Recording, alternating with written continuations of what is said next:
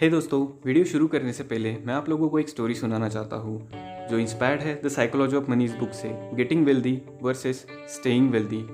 Story है 1929 की, जब स्टॉक मार्केट क्रैश कर गया था और जिसका सबसे ज़्यादा इम्पैक्ट दो लोगों पे हुआ था। फर्स्ट थे जेसी लिवरमोर, जो कि अपने समय के प्रोफेशनल स्टॉक ट्रेडर थे उस वक्त में जब लोगों को ट्रेडिंग के बारे में पता भी नहीं था, और अब्राहम जर्मन्स्की, जो कि एक multi millionaire real estate develop थे।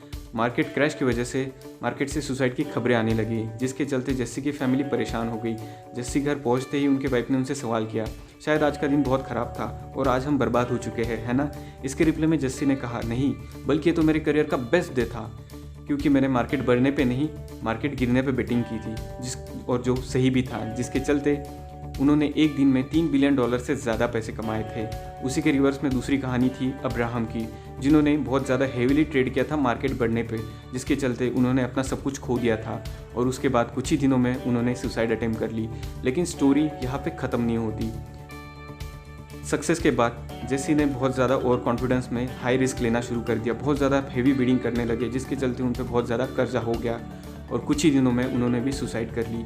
अब भी दोनों कैरेक्टर में एक सिमिलैरिटी थी, दोनों पैसा कमाने में, वेल्थ कमाने में माहिर थे, लेकिन उसको सस्टेन करने में दोनों भी फेल हो चुके थे।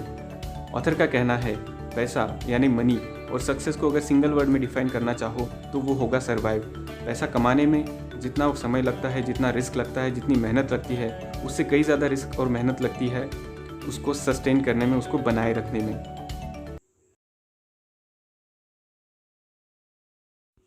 सो दोस्तों, बढ़ते हैं हमारे वीडियो की तरफ। अगर आप स्टॉक मार्केट में न्यू हो, नए हो, बिगिनर हो और सीखना चाहते हो, उसके बाद प्रॉफिट कमाना चाहते हो, तो ये कुछ चीज़ें आपके लिए बहुत ज़्यादा इंपॉर्टेंट साबित हो सकती है। स्टॉक मार्केट में कभी भी बहुत ज़्यादा क्वांटिटी में ट्रेड ना करें, छोटी छोटी क्वांटिटीज़ में ट्रेड करें, जिससे आपका फंड, आपकी जो मार्जिन है वो ज़्यादा रिस्क में ना रहे। क्योंकि आपके पास अगर मार्केट में फंड है, मार्जिन है, तभी आप उसमें ट्रेड कर पाओगे, तभी आप मार्केट में सर्वाइव कर पाओगे। तो इस बात को अच्छे से समझिए।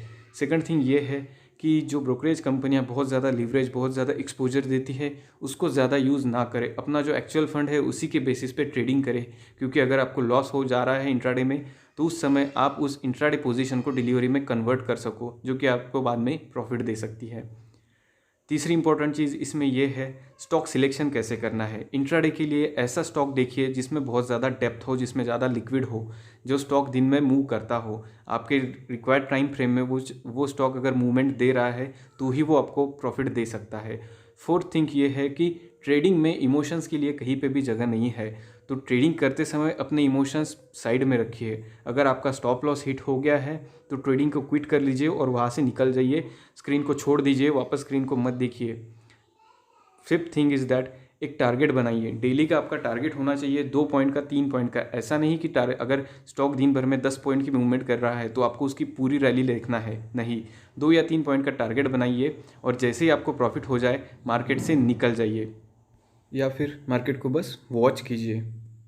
क्योंकि प्रॉफिट बनाने के बाद अगर आप कंटिन्यूसली स्क्रीन को देखते रहेंगे कि बहुत ज़्यादा चांस है कि आप और ट्रेड लेंगे, और कई जो लोग ट्रेडिंग कर चुके हैं उनके साथ ये हो भी चुका है। मैं गारंटी देता हूँ कि जो प्रॉफिट हुआ था उससे 3 से 4 गुना लॉस सफ़र करके वो मार्केट से निकले हैं।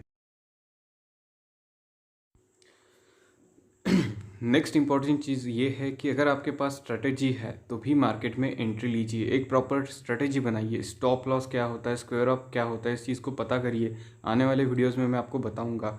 अगर ये चीज़ें हिट हो रही है, आपका स्क्वायर ऑफ हिट हो रहा है, आपका स्टॉप लॉस हिट हो रहा है, तो मार्केट से तुरंत एग्जिट कर जाइए। कुछ तो मैजिक होगा, इसका वेट मत कीजिए।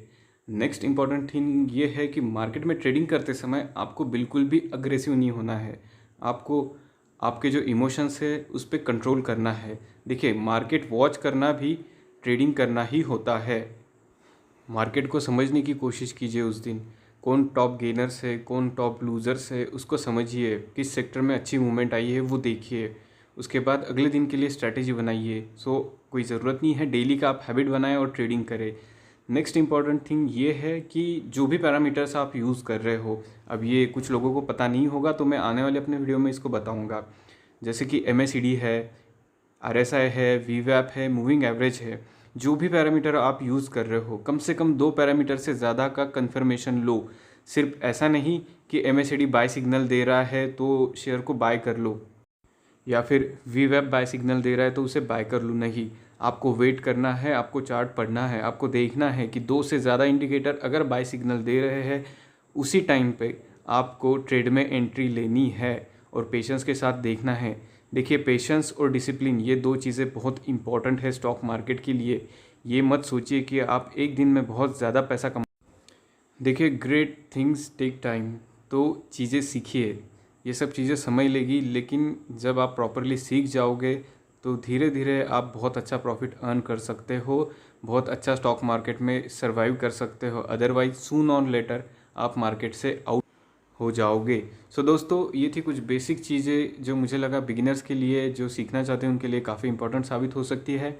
आने वाले वीडियोस में हम देखेंगे MACD, VWAP, RSI चार्ट का कैसे एनालिसिस करना है, कौन सी टाइम फ्रेम यूज़ करना है, और ऐसे ही काफ़ी सारे important videos. So keep exploring, keep learning. So दोस्तों, इन्वेस्टमेंट के लिए ये बुक बहुत ग्रेट है, बहुत अच्छी है, इसको पढ़ने का ट्राई कीजिएगा। अदरवाइज चैनल में बने रहिएगा ऐसे शॉर्ट स्टोरीज़ और लेसन्स के लिए, इन्फॉर्मेटिव वीडियोस के लिए। अगर वीडियो अच्छा लगा हो तो वीडियो को लाइक करिएगा, चैनल को सब्सक्राइब करिएगा और सजेशंस के लिए कमेंट कीजिएगा। Thank you.